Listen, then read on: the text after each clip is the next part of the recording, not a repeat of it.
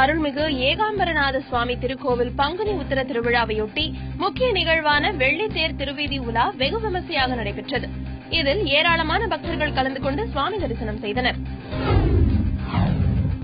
திருவள்ளூர் மாவட்டம் திருப்பாலைவனம் பகுதியில் உள்ள திருப்பாலீஸ்வரர் கோவிலில் மாசிமக பிரம்மோற்சவ தேரோட்டம் விமர்சையாக நடைபெற்றது. இதையொட்டி சுவாமிக்கு சிறப்பு அபிஷேகம் மற்றும் பூஜைகள் நடைபெற்றன. இந்த நிகழ்வில் ஏராளமான பக்தர்கள் கலந்து கொண்டு சுவாமி தரிசனம் செய்தனர்.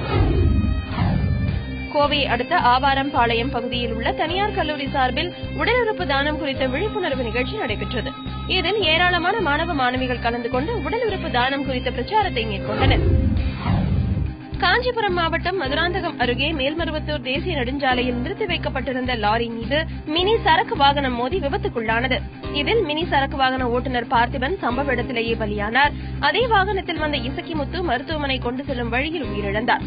இந்த விபத்து தொடர்பாக போலீசார் வழக்கு பதிவு செய்து விசாரணை நடத்தி வருகின்றனர்.